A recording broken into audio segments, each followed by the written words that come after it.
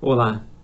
Vamos falar um pouquinho sobre cultura do conhecimento e cultura escolar e onde fica a educação profissional.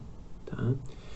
Bom, quando a gente está falando então de educação profissional, a gente poderia se perguntar de que conhecimento a gente está falando? Né? Por exemplo, um curso técnico, curso de qualificação profissional, um curso superior de tecnologia. De que cultura a gente está falando? Né?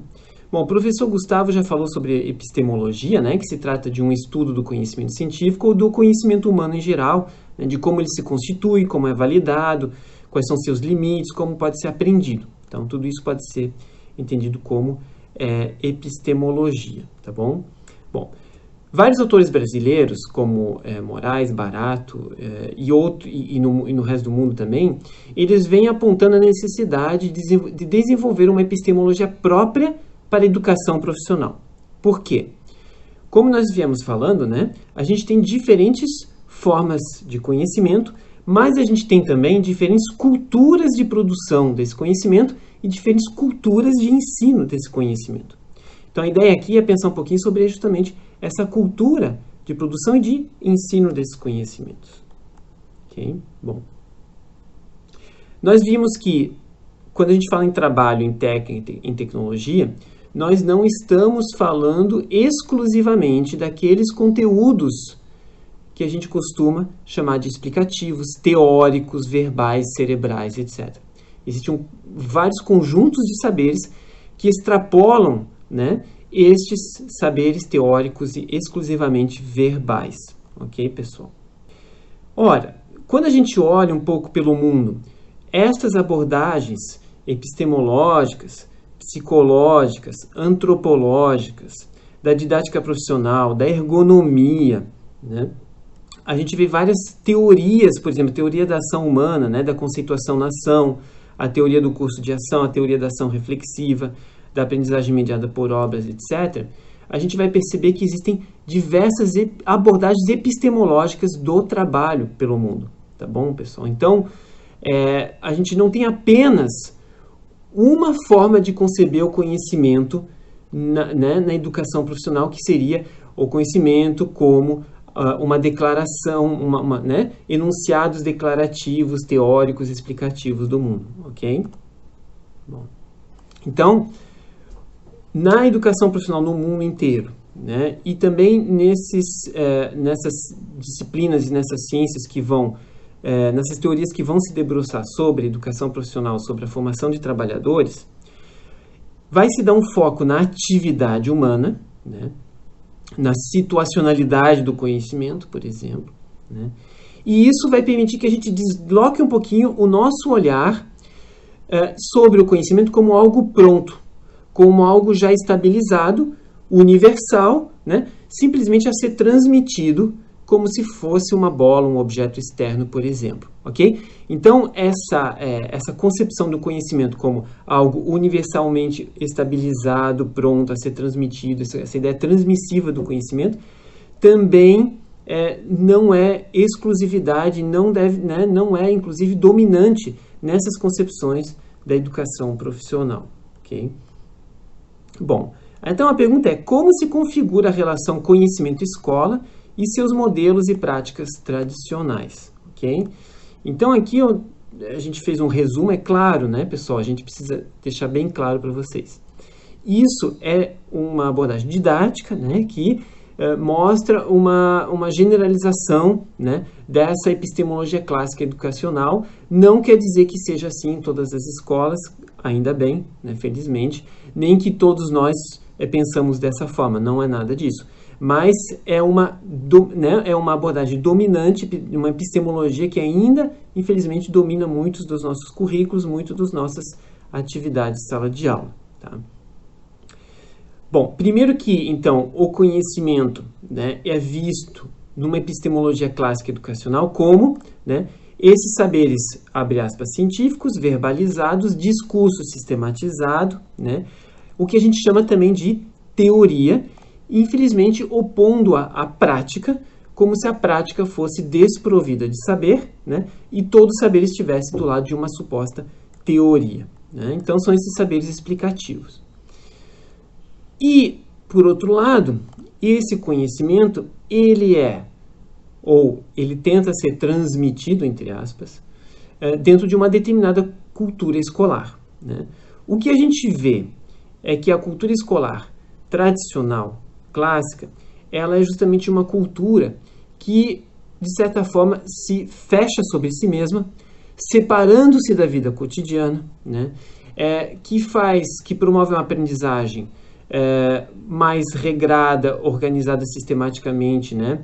Em termos de tempos e de etapas de ensino, né? Que tem uma predominância da forma escrita e do ensino discursivo, tá? Então, isso é outra questão também. A gente geralmente, né, privilegia a forma escrita e discursiva. A gente faz uso massivo de exercícios graduais em complexidade. A gente faz uma divisão dos saberes em matérias ou disciplinas, né? E a gente tem uma concepção dos objetos de conhecimento como saberes formais, supostamente estáveis, universais e abstratos, tá? Bom, esses justamente são vários problemas que isso vai gerar para uma melhor compreensão, um melhor ensino, justamente dos todos os saberes técnico-profissionais. Porque muitas vezes saberes técnicos profissionais, eles não são disciplinarizados, né? Eles não são, digamos assim, necessariamente não tem necessariamente uma forma escrita, nem uma forma discursiva, tá? Ou seja, como nós vamos ver, eles têm várias manifestações pelo corpo, pelos órgãos, pelos sentidos, enfim, várias formas que não são necessariamente escrita ou discursiva. Então, digamos assim, esta configuração da cultura escolar clássica, tradicional, ela pode se tornar um grande problema, um grande obstáculo para o ensino técnico profissional, a formação e educação de trabalhadores, justamente porque nem sempre estes saberes técnicos profissionais e esta formação, essa educação do trabalhador, ela tem esse formato por exemplo, de uma forma escrita, de um ensino discursivo, né, de um uso massivo de exercícios graduais e, por exemplo, de memorização. Não tem necessariamente uma divisão disciplinar desses conhecimentos, né? E tem, então, formatos diversos, nós vamos ver isso mais adiante, mais a fundo, tá bom? Então, essa separação da vida cotidiana, da sociedade, etc., que a escola tradicional tende a fazer, né, não é algo que seja propício, né, que seja favorável para uma melhor compreensão e um melhor ensino, né, dos saberes técnicos profissionais.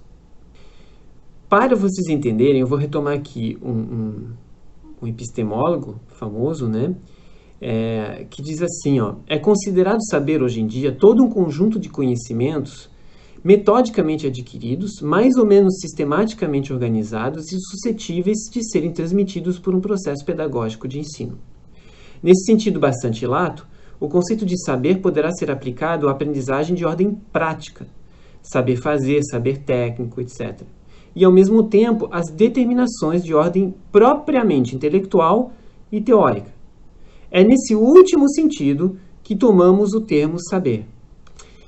Então, assim, o que a gente percebe aqui é que, nesse caso, o autor, ele vai dizer que o saber é algo que é propriamente intelectual e teórico.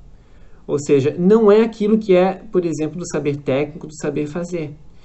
Então, ele vai separar aqui como o saber verdadeiro, que é o saber, abre aspas, intelectual e teórico, e o saber não verdadeiro, né, ou menos importante, que seria o saber de ordem prática. Então, aqui a gente vê textualmente, né, esse problema de uma divisão radical do saber técnico, saber prático, saber fazer, e o saber supostamente intelectual e teórico, como se o saber técnico, o saber fazer, fosse esvaziado completamente de saber, etc. E ora, nós vimos, né, nós estamos repetindo incansavelmente que não é o caso, né? Então, o saber técnico é extremamente complexo, estruturado, organizado, inventivo, reflexivo, etc. Tá? Então, é isso que a gente gostaria de propor para vocês, que repensem, né, com a ajuda, por exemplo, do Jarbas no Veneno Barato e desses outros autores, essa organização dos saberes em um polo teoria e um polo prática, tá? Então, isso é uma separação do fazer e do saber que é absolutamente artificial e inverdadeira, que não é assim que funciona, tá? Porque a gente aprende pelo fazer, a gente aprende no fazer e a gente também precisa saber para poder fazer muitas vezes. Então, tudo isso nos faz repensar a escolha dos conteúdos, bem como também das metodologias, né? Como se a gente sempre fosse preciso ensinar primeiro uma teoria para depois ir para uma prática, que seria uma mera, digamos assim, uma mera aplicação dessa teoria, tá bom? Bom, então a gente precisa, à luz dessa epistemologia do trabalho e da técnica, revisar os nossos preconceitos e nosso senso comum educacional, tá? Esse senso comum e esses preconceitos, eles têm vários formatos, especialmente na educação e na educação profissional, tá? Então, por exemplo, algo que a gente já falou, aprendendo ciência, aprende-se qualquer técnica. Formação técnica não é formação humana, tá? A formação técnica é uma formação de apertadores de parafusos. Então, uma imagem famosa aí e muito preconceituosa de que o técnico é um apertador de parafuso, tá? Temos alguns estudantes que brincaram de mostrar todo o saber e a complexidade que é apertar o parafuso de um motor, por exemplo, tá, pessoal? Então, isso tomaram ao pé da letra a expressão, né, para mostrar que essa ideia de que formar um técnico é formar um apertador de parafuso é altamente preconceituoso, tá? E é desconhecedor do conjunto imenso de saberes que estão por trás daquela atividade, tá bom? A ideia de que o saber está nas palavras e no cérebro e não está nos outros lugares do nosso corpo, da nossa vida, né? Esse desvalor do trabalho e da técnica que a gente vai ver de inúmeras maneiras, de inúmeras formas, se materializando nos discursos educacionais e na educação profissional, tá bom?